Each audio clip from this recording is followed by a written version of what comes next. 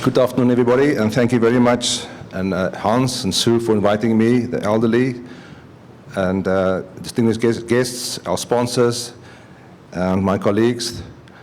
Thank you very much for this opportunity to share our experiences with you. We had a brief discussion with Hans earlier in this year, and he said, "But why don't you come to this conference?" And I said, "What conference?" And actually, it's very grateful to be here, and I've learned a lot. There's so much wisdom spoken here, and I think if we can put those wisdoms into practical issues, we've got a lot of our answers. There's also a lot of messages said here. If we can capture that in some kind of way, it's very important. So I would like to just briefly discuss and share with you our experiences in Nova Scotia. Thanks to also my colleagues back home and the Safe Drinking Committee in Cape Breton. So I'm the Regional Medical Officer of Health for Cape Breton and District 7 and 8. I'm new into the country. I moved from Cape Town with Table Mount in the back. Beautiful country. If you go there, buy one-way ticket because you won't come back. And I came back to Cape Breton, so I moved from Cape to Cape at least. And as you can see, I've moved from the southern tip of Africa to the eastern part of Canada. And this sign is showing that this is the most southern point in Africa. This is where the two oceans actually meet, the Indian and Atlantic. There's actually a sign where you can stand the two oceans on your side. It's a beautiful place to be. And also this map shows us the differential of high and low access to water in this great continent of Africa, while in Canada we only have at least a lot of water available, as been mentioned. So on my arrival, I heard two words. One is, beware of the Sydney tar ponds, and Walkerton. You have to know about these things. And sincerely, these things hit me hard. And as you can see here, this is the results of 100 years of steel making and affluence that's dumped there for hundreds of years. We have got a toxic site there. It's a horrible place to live at this stage in terms of the sensitivity in the communities. They are upset with what happened in the past few years, and at least the government come up with 400 million now to clean up the tar ponds, which is a controversial process with a lot of issues. And we still don't know how to work with communities, how to talk to communities, and how to listen to communities, and that's why this project has been stalling, and probably they're going to make these mistakes again. And Walkerton, as Bruce has pointed out, became a sort of an emblem of referring to bad water, and that's also influenced my life since I've been here the 2.5 years. As the two drops or the two emblems shows us, and this is for Cape Breton Safe Drinking Water Committee, it's like the womb, the elderly would say. This is Mother Earth with our island in that, protecting and giving us life. And the point is, how do we share this drop? Do we share, is it some for all forever? Some shared out between everyone, or will it be all for some? On the right, on one side, on the right, we see just water coming from a tap, and people just accept that as a given. On the other side of the world, water is basic. It's to live from, to feed from, to sustain life. The two different concepts, it's a philosophical difference. Here you can see people, this is their pit to get safe water, and they drink that water as is with no chlorination, nothing. Here we have a pump in a dry area where an elderly help the youngsters how to drink water. So at least they learn how to use water sparingly. And how do we manage this is our challenge. This little molecule is unique. It's not just there by chance. It's a well-designed molecule. It's got energy. It produces cyclones because of the energy it can release. So it's a powerful molecule. Engineers will tell you if you have to redesign the world, the chances of having the conditions ready to make a world like this in the universe, it's almost impossible. To have all these balances between the amount of water and earth and environment and oxygen, it's a unique place to live. But Mother Earth will look after itself. If we don't care for him, he will take care of the earth itself. And more people rely on this molecule. It changes its density at different temperatures. Just that unique structure can change from ice to water. The coldest water 4 degrees of water is the highest density, so it will go to the bottom of the lake. That's why the bottom doesn't freeze up. And that's even that, only that protects life in its own right.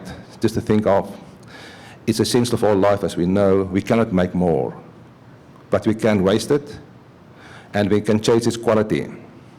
And that's why we cause water stress. I'm not sure if this is an acceptable word. If not, we have got a new word in the vocabulary.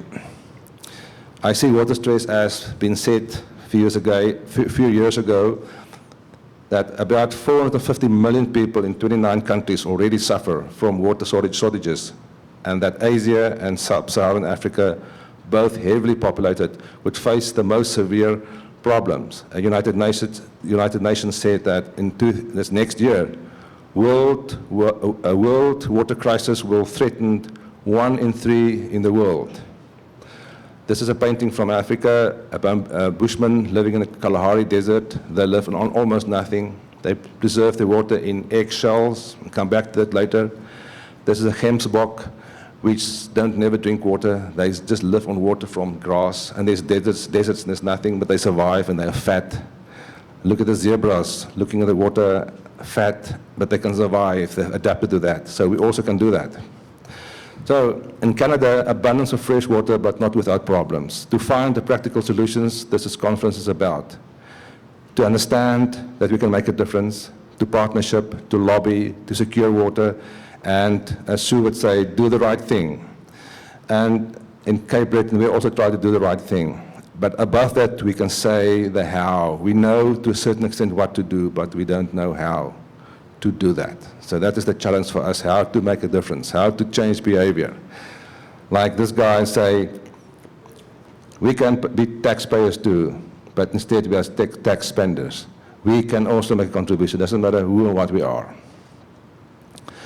So my presentation on the objectives will be 3. One is to look quickly at sub-Saharan Africa data that illustrate water stress, and to give feedback on 2 projects, and if there's time left, to focus on private well issues that we have in our area.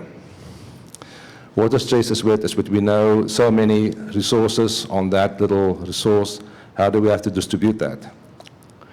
It's based on industrial needs, as we know, agricultural needs, population growth, more and more need safe drinking water, and the climatic changes, as we know by this time, where this was Sydney 80 years ago, just chasing the economics, and left us with a disaster. And the same with the agricultural. There must be a balance. We cannot wish it away. There must be a balance between all these issues. So water stress in sub-Saharan Africa. This is a table looking at the availability of sanitation over a 10-year period from 1990 to 2000, with a population. There's urban population here and a rural population there, and the percentage served for sanitation, after 10 years it decreased to 75% as a proportion, and from 46% to 42%, a drop on 1% on average, a drop from 54 to 53%, and those less access to sanitation in 10 years period. That is based on proportions. But if you look at the real figures, there's a significant progress done in terms of actually 75 million people gained access in sanitation in sub-Saharan Africa, most of them in the urban areas, and more people have to share the same resource, and increasing pressure again on their limited resources. In third world nations, they don't always have the skills to cope and to have bigger agricultural issues. They have to live with what they have, and it's become a difficult part. And sanitation, as you know, in an urbanized area is a high-risk situation.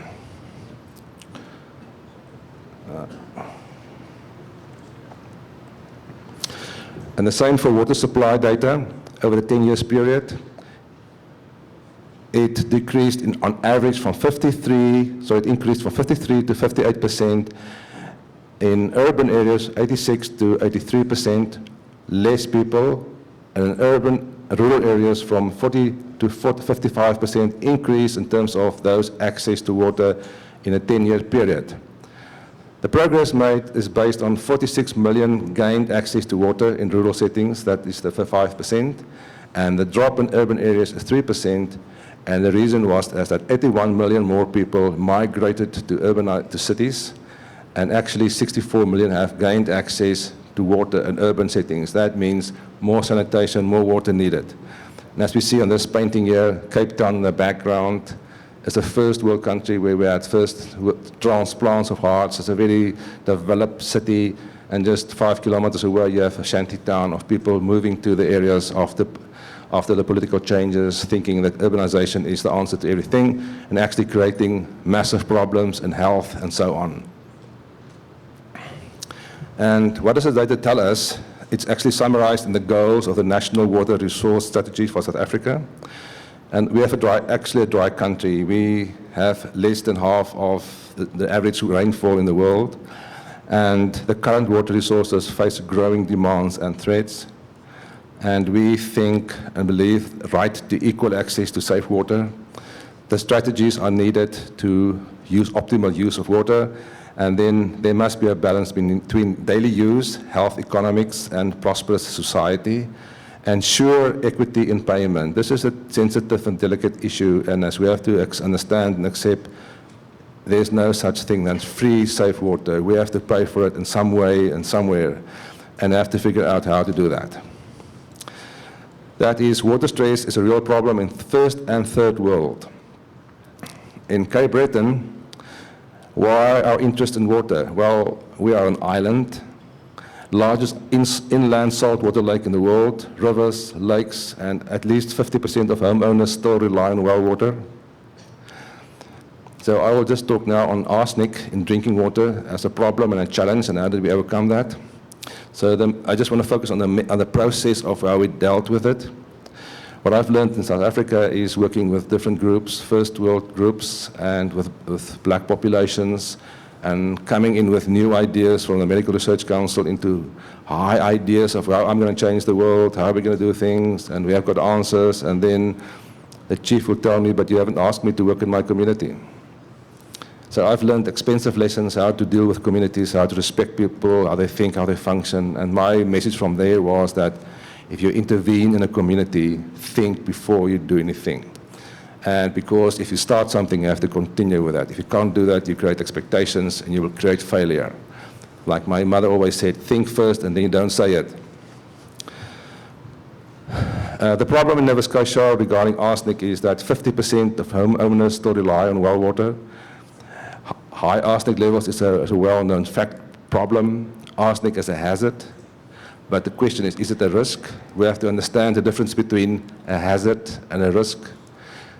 People must use this sentence. It's like if you have a room with an open electric wire and there's no children in, there's no risk. The electric wire is the hazard. But if you get more exposed to it, the risk increases. So it makes it difficult for us from the medical point of view and from public health point of view, how to give advice because you don't know what the risk is. And there's a difference between lab reference values and values that is of concern when you create ill health. A lab will report easily high lead or high mercury in certain values, but maybe it's not ill related, and they will blow it up and misuse the information. And the guidelines from Canada is at this stage 25 parts per billion for arsenic, but it doesn't tell us how to interpret this data, what to do if it's high, how to check it, how to check for reliability. And that's why we said last night, we want strict guidelines that must be regulated and in acts well described how to use that information. It's like testing for eyes, but if you can't provide glasses, don't test for eyes. So it's a responsibility if you have a guideline, you can't use it. Like the labs will report a value of 17 parts per billion. And if you repeat it, it will be 28. And if you repeat it again, it will be 16. So what does it mean? How do you make recommendations? Do you say to a daycare center, you have to implement a filter system if the data is unreliable? So it makes it very difficult for us. That was the problem. So how did we address this problem? And the only way I could do that because I was paid by the Department of Health, working in a district with no budget and no infrastructure. The only thing I had was my guts and to work with people. And how did we do that? We get all the role players together, the Nova Scotia Department of Environment and Labour, laboratories, public health services, the DHAs, and one of the universities, community leaders, and the MOH, and I said, well, we don't leave this room until we understand what our problem is. And by doing that, we went through a process of saying what our fears and concerns were. the lab said, well, they were very defensive in the beginning. They said, well, they're accredited, but they don't know what the 95% confidence interval is. Well, how is that possible? Environment and labour say, well, they want to alert the public, but what do we say? If you start a fire, how do you stop it? Community will say, are there risks for us? We want advice. Public health services say, well, our phones are ringing. What do we tell the people? And I need to make a decision on this, and I don't have information. So we agreed on a small little study, the intra-batch and source variability of arsenic determinations. And the partners agreed after 6 months of consultation. It seems long, but there's a balance between process and progress. Sometimes it's money well spent and time well spent in the process, and then you get progress later on.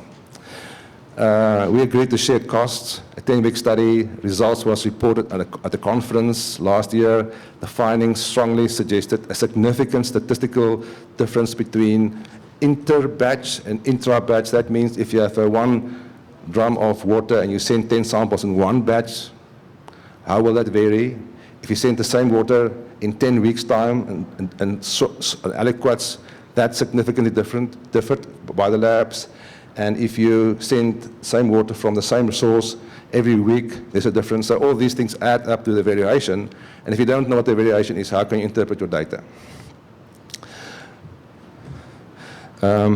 Anyways, this whole process helped to the buy-in process, that people start supporting each other, and we start, as Hans would say, how do we build the trust? And this was the process of trust building. We agreed to, at this stage, to say that if 2 or 3 tests are high, and I would say over 30, then I can start understanding, taking the variation in consideration, it's high. NSL, the Department of Environment and Labour agreed to make recommendations to homeowners and to have information sessions in communities, explain to them what the responsibilities are. Public Health decided to help with the distribution of information packages. So we have a plan in place, we have a process in place, but now on the horizon we hear that they're going to change arsenic concentrations from 10 up to below 10 and to 5 parts per billion, which creates an enormous problem, and again, because most of the well owners' values will be higher than that. So how do we deal with this? And 3 of the municipalities won't be able to make those values. I'm going to talk quickly on a swimming beach problem that we had.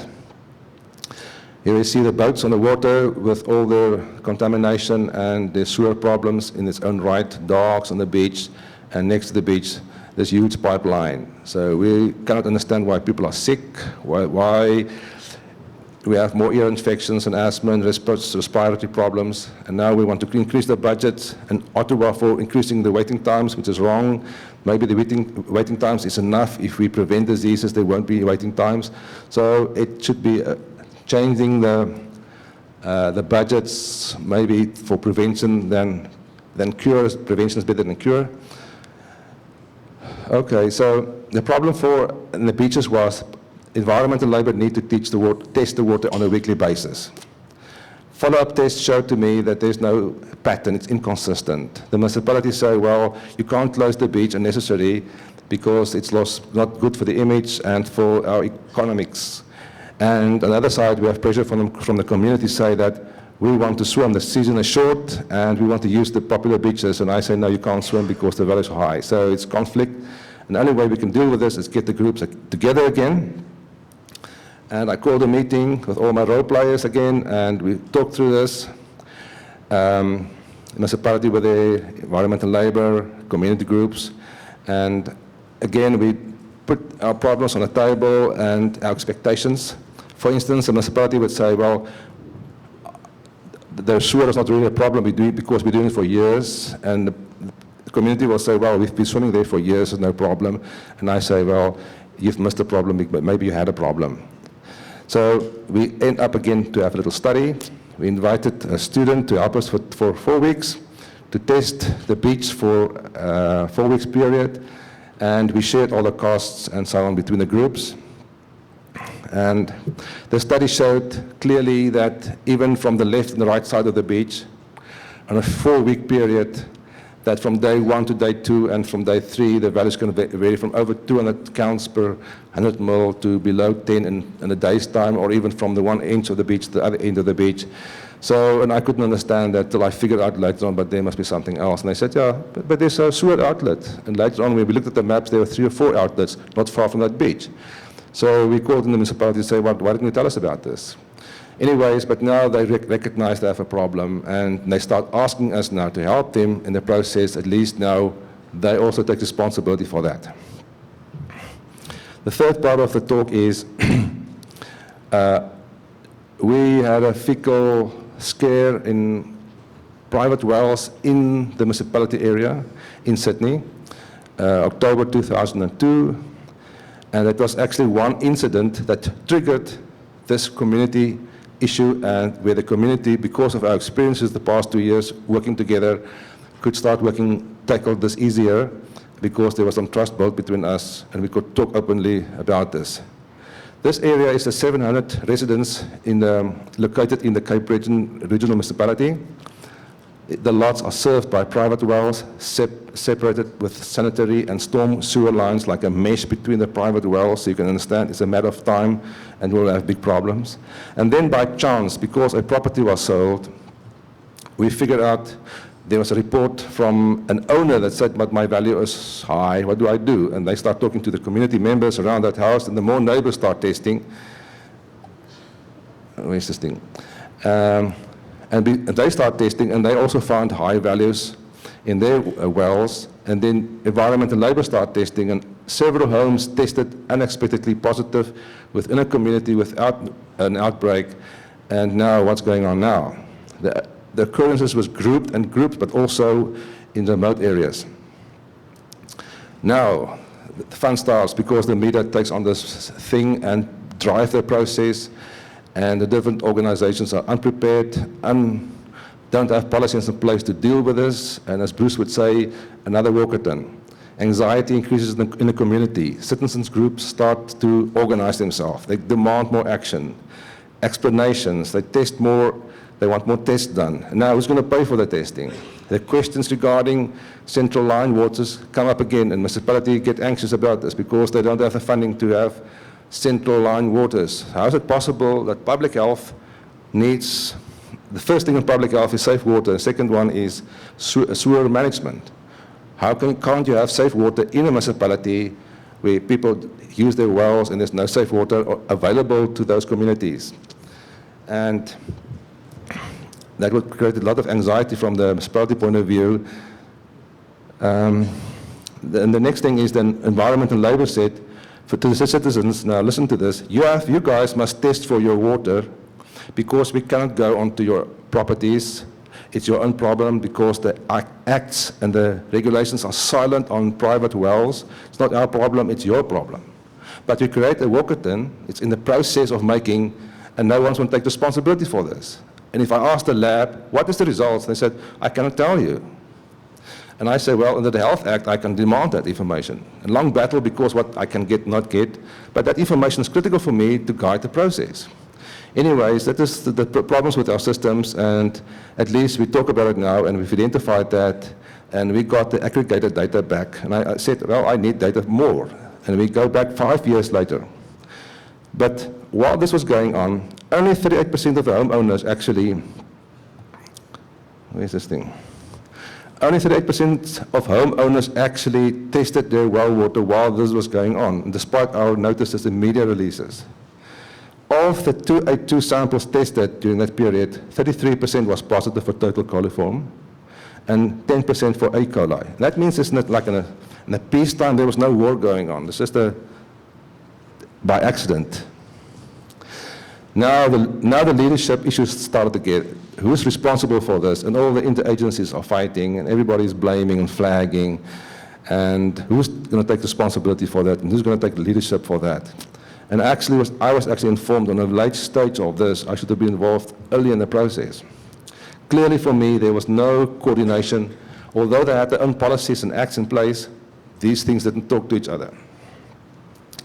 And the homeowners wanted someone to take responsibility to solve the problem for them.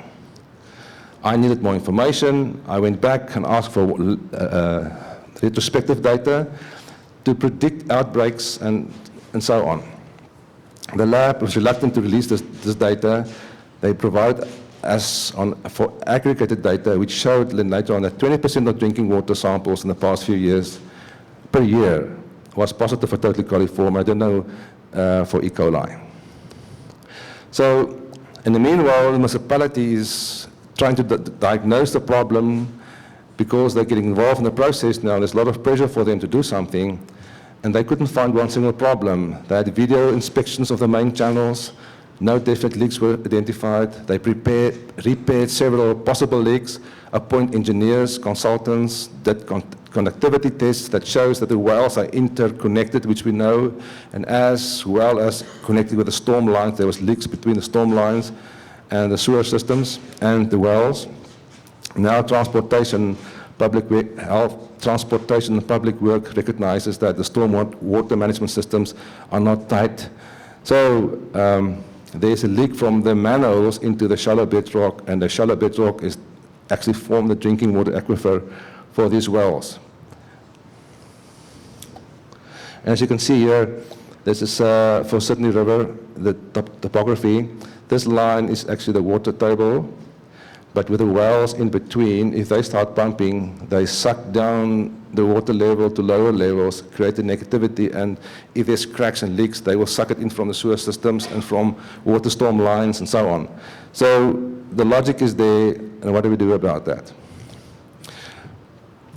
The problem is now more complicated. We have got fractured bedrock, thin overburden, possibly failed to identify, there are possibly failed or deficient wells, old wells not abandoned properly, and relative high density of wells among the mesh of storm and sewer systems. There's seasonal flow of surface contaminants via the storm water, via the cracked bedrocks into the aquifers, and homeowners still don't test their well water. Again, the problem is for me, bring the group together, we establish some meetings, and we establish the Safe Drinking Water Committee, and to ask the questions, can we do a better job, can we prevent this, and so on. So the Safe Drinking Water Committee in our area is to find a possible solution to intergovernmental jurisdictional issues and how to cross the intersectoral boundaries. On the one stage, we develop decentralization, we develop all these policies, but that makes it so difficult to work together. So we actually put ourselves up for failure. Now, going back into records, this was apparently the first Safe Drinking Water Committee 100 years ago, and they still couldn't figure the problem out. And it's actually, now I have to take the process forward. But if you look at this committee, they tell a story, you see. This one will say, well, I don't know. This one say, not another committee again. This one say, well, I don't trust this guy next to me. This one say, mm-hmm. And so on, we can go through all these phases, and they'll tell a story. They say, well, maybe, we'll work together, and so on. And this one say, yes, tell me anything, I'll just help you. Let me know, I'm a hard worker. And this one will say, I don't know, you know. This was also skeptical. But anyways, if you work together in groups, you have to figure out how to work together. And as I say, we know what to do sometimes, but we don't know how to do it. Okay, this initiative, actually I'm just going to go quickly through this now, is the partnership was the municipality, the District Health Authority, Environment and Labour, myself. We appointed a coordinator to help us, and we invited more people, university, public health services, laboratories, and community groups to start working on how are we going to dissolve this problem in the future.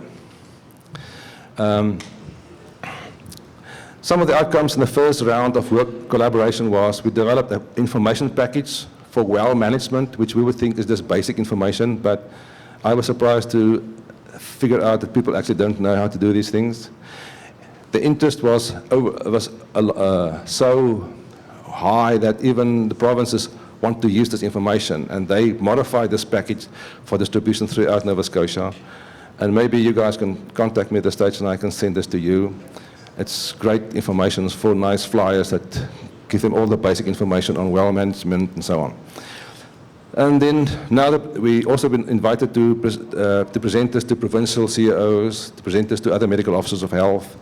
Public health services adopted this program into their distribution to the safe babies, and when they visit babies at mums at homes to give them information. So this is an idea of, again, with a small budget, we can make a difference. Everybody work together. A few years ago, there was until a few years ago, no one of these intergovernmental organizations really talked to each other. And we also developed a PC slideshow that's available if you guys want that. We can send it to you, that you can run in open houses, in libraries and waiting room areas, as how to take care of your well and so on. The way forward, so we start the process and we want to continue with this now. So the problem is we understand there's a need, but what is the need really? Municipality is concerned because they don't want to spend more money, but the taxpayers say, well, we pay taxes already, it's already too high. Municipalities say, well, we cannot raise more money borrowing because we own too much and we have other priorities. And we talked to the mayor and he said, well, this is the larger problem, it's actually the provincial problem. And then the issue became very political.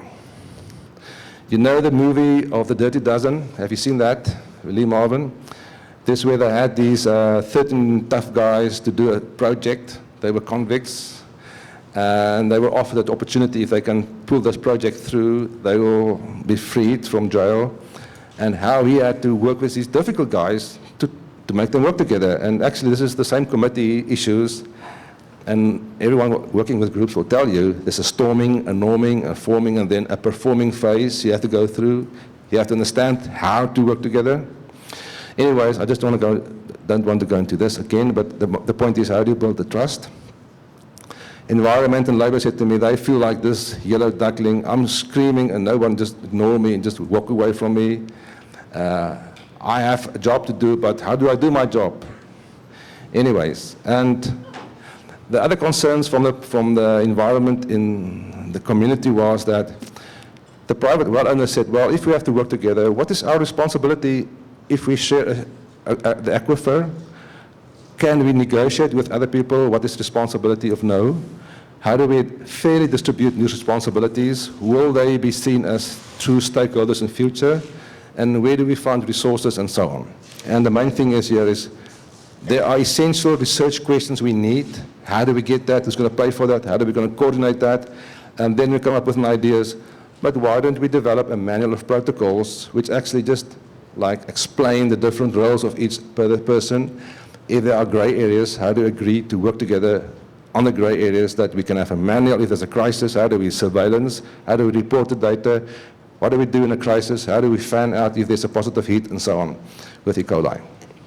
So there's a difference between efficiency and effectiveness.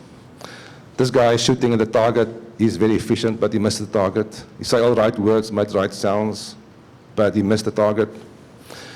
This guy is more effective, although the efficiency is less. It's not grouped as well. So how do we get those group of ladies working together, that we do the right thing? And the partners clearly state, now, after 2 years, they actually start opening up, their concerns, their anxiety, their fears, the limitations around jurisdictional issues, how they receive their roles and responsibilities, expectations from each other. Like municipality will say, well, I cannot provide safe water for everybody. And we can say, well, but in the meanwhile, let's have a surveillance program. Let's help you with that. We share the way to surveillance, and if there's a positive heat, how do we get a fan out? And now they start relaxing, and we develop some kind of a plan how to work together. So the first part of the manual of protocols is to identify the different chapters. That took us almost 2 years to get there. Now we're ready for that. And as this slide is showing, that the trust in government since 1958 just dropped to about a few years ago to the lowest level. That's for the United States, I think. I think if they do it now, it'll be probably here. Anyways, so how do we get back into trust, reliability? How do you get sustainability in groups? So again, the workshop will be pitched for responsible government employees, politicians, academics, business people, the labs, well diggers, engineers, community people, safe drinking water authorities, and so on. The idea is then to get them around the table for 2 or 3 days, and we go through this to buy into this manual. And hopefully this manual can be a guideline for the rest of Canada. And I've asked talk to the sponsors here, maybe they will also be interested in that. And then we will also use small municipalities, well owners, to come and present their problems and concerns to fill in the gaps in this manual of protocols. This is just a process, I don't want to go into that. And hopefully then, with the draft 2, this will be returned for comments to the different government agencies to get the endorsement and to sign off on this document. And hopefully in the next 9 months or so, we will have the second draft in place. And so maybe keep in contact with us if you are interested in this. And hopefully we will sing the same song later on. The budget, what budget? There's no budget. We try to get a budget. We only need $20,000 to do this, and hopefully we can try to make this work. And then, lessons from these 3 projects. Don't take free water for granted. Water issues is a community, and communities are complex. There's no quick fix. Money always is an issue. There will never be enough resources. Maybe stop screaming for resources. Let's generate our own resources and do our own things than always asking. I think we can solve our own problems, like Hans has shown to communities. If you don't want to help us, we can help ourselves. And the more we become independent, the better. And stop asking and screaming for money. Let's start working together, work with what we have. That's my message, because no one will look after you. Manual of protocols will be maybe a way forward. And ask these questions every day in your life, to your neighbor, to your friends. How can I make your life easier? Ask that for your supervisor, ask it for your peers, and the people report to you. And you will be surprised what you can learn from this. Our drop of water is all we have. Let's share it. Be vulnerable. That's easy. Tell people what you cannot do, what you don't know. Tell it, say it. Get off your chest, and that will build respect. How do we manage stress sensibly? Work together, collaborate, and the how.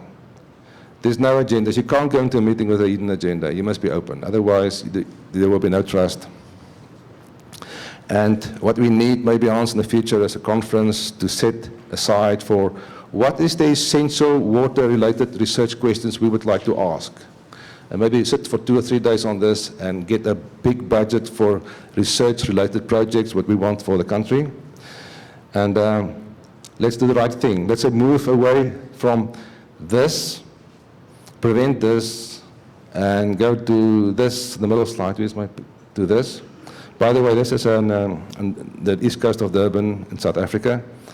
And this is our way forward, nice and easy with nice water and a rainbow, and a road sign on the wrong side of the road.